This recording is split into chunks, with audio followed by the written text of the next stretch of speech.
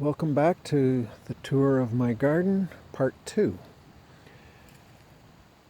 I'm at the back of my property where it's moist and shady. Most of the shade is in the afternoon from these massive oak walnut trees. I've had as much as a pickup truck load of walnuts on the ground back here.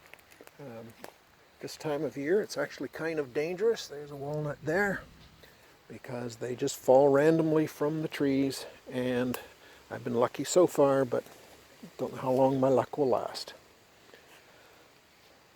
Over here I have a couple of trees planted. This is a swamp white oak, and I stuck it here because it was given to me in a pot, and the plant was not doing well in the pot, so I had to stick it in the ground quickly. As you can see, I've got a big pile of dirt over there, and that is where a shed is going to go. And once that's built, probably late this fall or early next spring, this swamp white oak will move out there where there's a little more sun. Right behind it, I have a blue beech, sometimes called musclewood.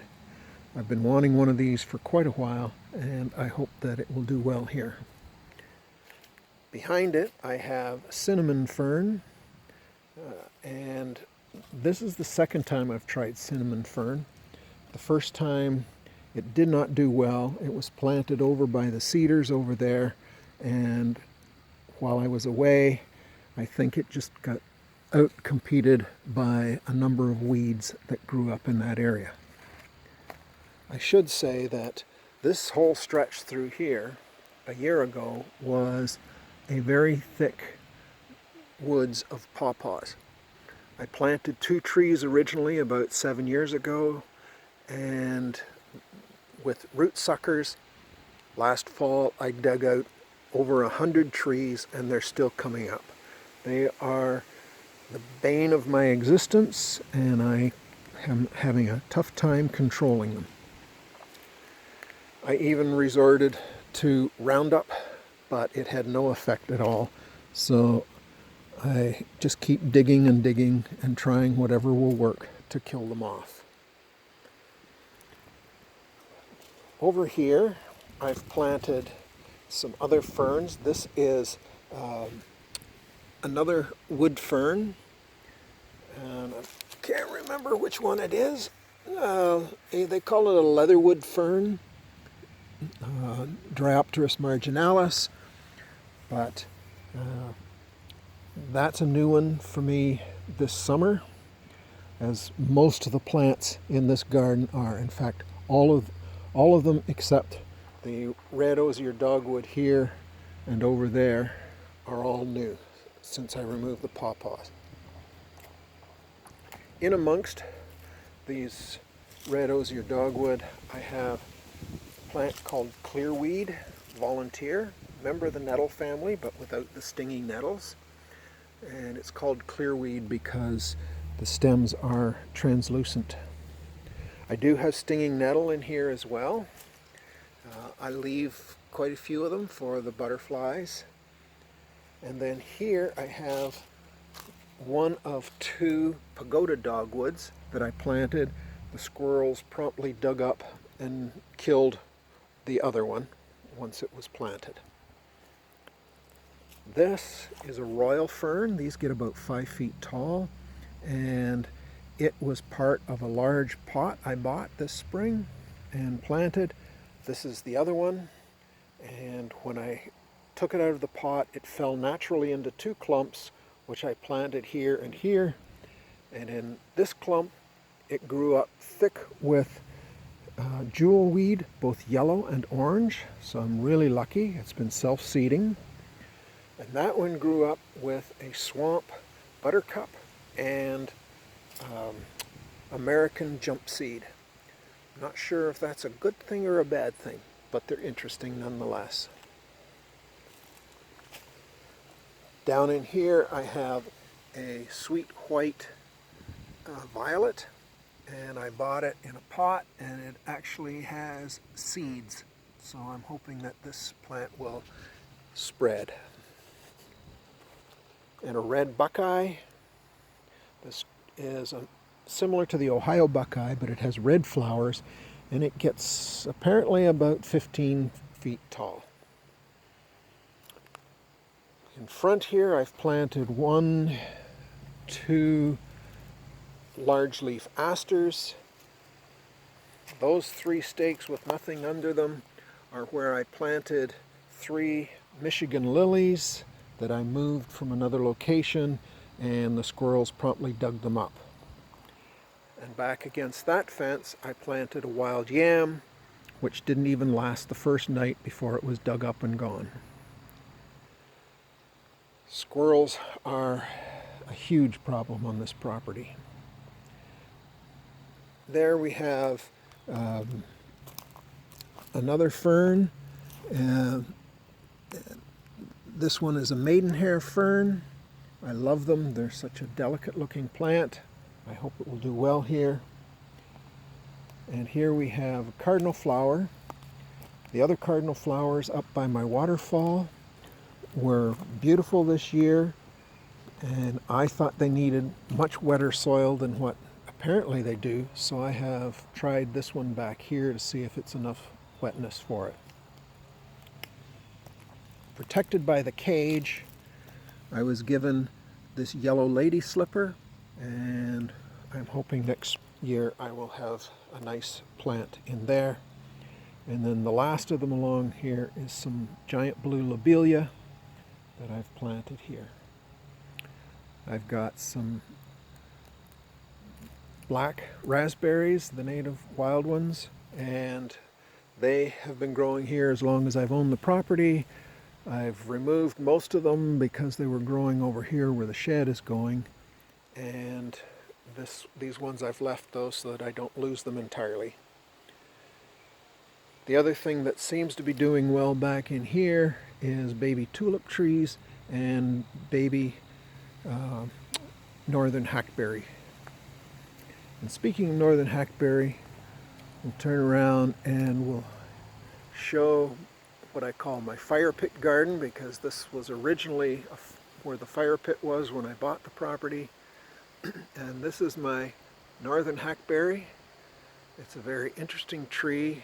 The branches have a tendency to grow long and follow the contours of the land. I actually had to remove bottom branches because they just came right out onto the lawn and just hugged the ground. In the center of this patch, where I originally had a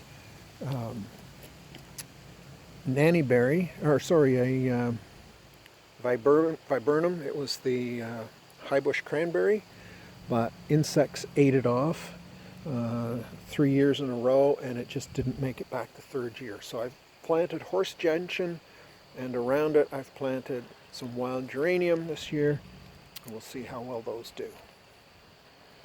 And over there, it's hard to see from this location, I'll move a little closer, but I have, with all these weeds growing around it, so I've got to get down and clean some of those up. But this is big blue stem grass, and it had seed heads this year, but it never got much more than 1.5 feet tall. So whether it's too shady or if it's just because it's its first year, I don't know. So this shed here is going to be my garden shed, which with this much garden is pretty essential.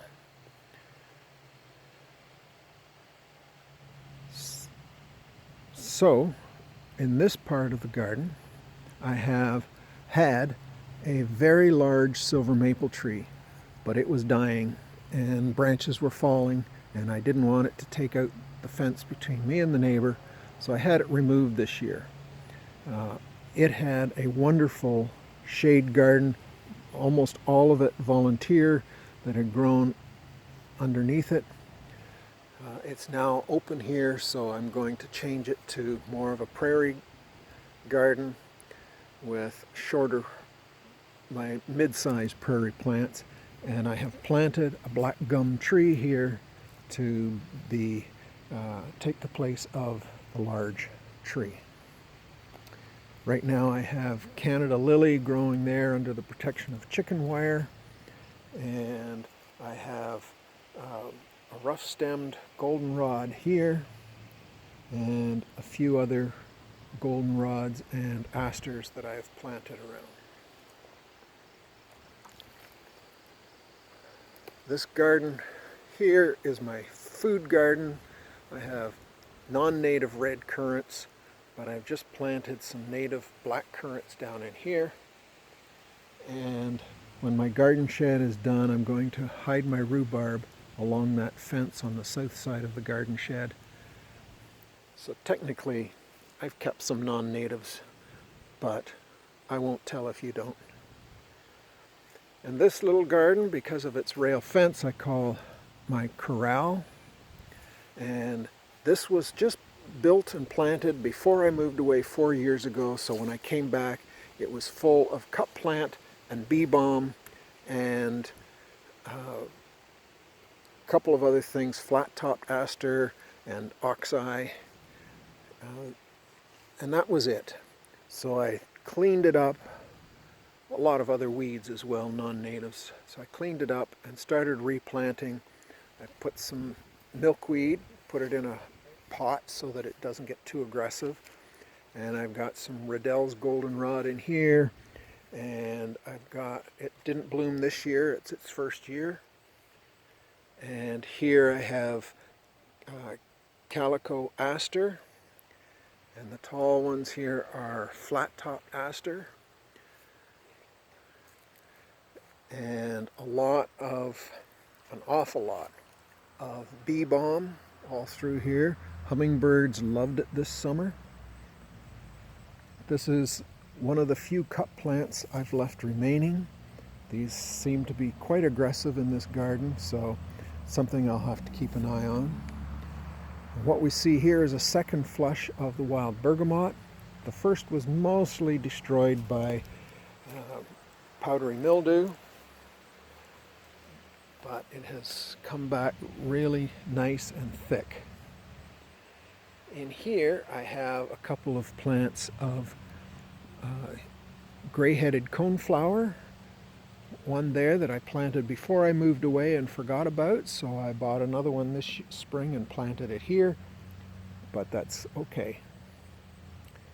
And then back in here I have some more Joe Pye weed that I bought this summer as well. I did have some purple milkweed planted here, but it's all gone now. I hope the root is still alive and that it will come back. And a big disappointment to me was the anise hyssop, which I've had for quite a few years, and finally was able to identify that in fact it's Korean hyssop, not the native. So I'm going to have to start pulling it out and replacing it with the native. And down here we have some heath aster, and it was beautiful about 2 weeks ago. Didn't seem to stay in bloom for very long, but while it was in bloom it was just a dense mess of white flowers.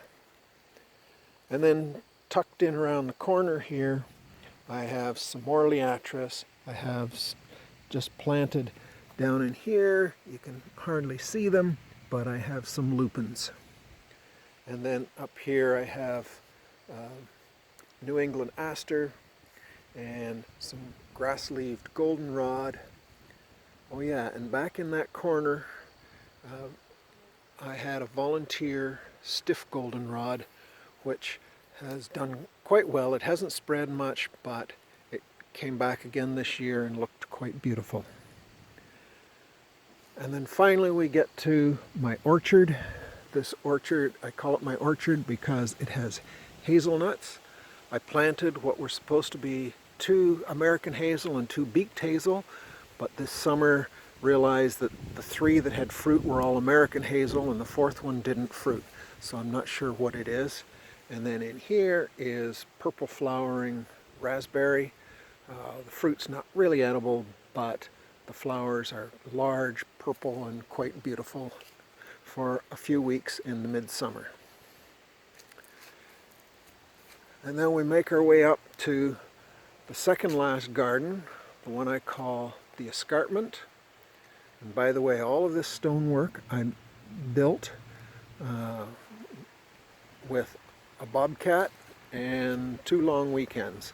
And it was a labor of love, but I'm sure at 7 o'clock in the morning the neighbors didn't like the sound of my bobcat working.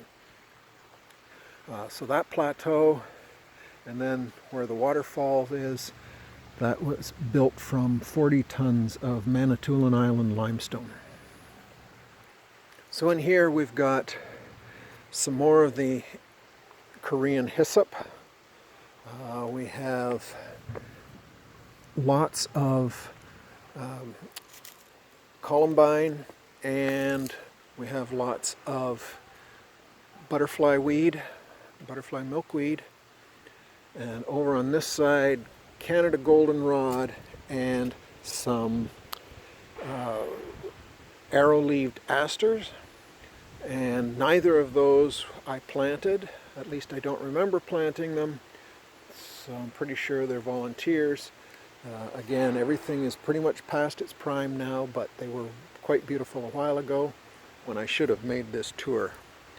And in behind it I have some turtlehead, and then over here there's a bit more turtlehead and some obedient plant. And along the bottom we've got wild strawberries, and then tucked in here this spring I put a couple of prairie smoke, and I have bottle brush grass, and you can see why it's called bottle brush. That's what the seed heads look like. And this again is new this spring. Beside it I've got large flowered bellwort and some blue phlox.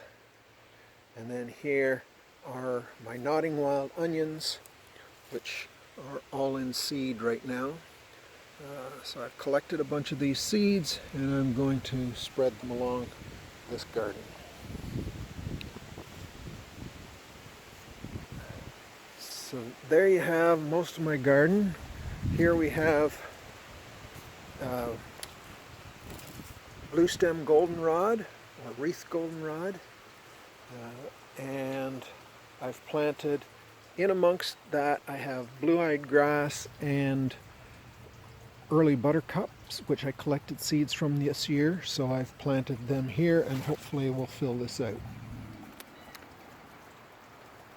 This tree, a pretty magnificent magnolia, is not native, and so it's going to go actually in another 2 weeks. This is coming down, going to become firewood for a friend, and the black cherry that volunteered in another part of the garden is going to get planted under here so that I can keep to my native plant theme. And my water fountain here, the birds love it as a bird bath, and this was hostas at the base until a week ago, but I got them all removed, and right now all I have is a bulblet fern and early meadow rue growing at the base. So this will be much brighter and sunnier once this tree is gone behind me, and so we will be able to plant some other things. They do get some splash from the fountain. And by the way, the fountain was one I picked up at an auction sale many years ago, and lugged it around with me knowing that someday I would do this with it. And this garden only has this one plant, which is Spirea alba, or meadowsweet, and it's about 8 feet tall and about 10 feet across at this point, and so it's doing very well there. Obviously likes it. Was beautiful spring flowers. And in this bed, it was originally a beauty bush when I bought this place, Kawetzia. Quite spectacular. The birds loved to hide in the branches, but it just got so big and hung right over my bird feeders. So I decided, because it wasn't native, it's gone. And in its place I've planted New Jersey tea, some wild geranium. I've got sundrops in the middle. I've got, to be the anchor tree here is witch hazel. And of course another volunteer tulip tree. They're all over the place. Up here I have sweet everlasting and smooth rose, Rosa blanda. Beautiful, fragrant pink flowers. And it gets about 5 feet tall and about 6 feet across, so I'm hoping that that will take the place for the birds of the beauty bush that used to be here. And the very last garden is this one in the corner, which up until a week ago was all hostas, and this is going to become my milkweed garden next spring. I'm hoping to get some poke milkweed to plant in the shade, and if I can find it, some four-leaf milkweed. It also does well in shade. I'm trying to get myself a red twig serviceberry, which only gets about 10 feet tall, to plant in that corner as the anchor. And then over here I've got some world milkweed and dwarf milkweed, common milkweed, and if I can find it, I would love to get some red ring milkweed. And so that's the tour of my backyard native plant garden, and it brings me immense pleasure. This being retired is wonderful because now I get time every day to spend in this garden puttering and having a wonderful life.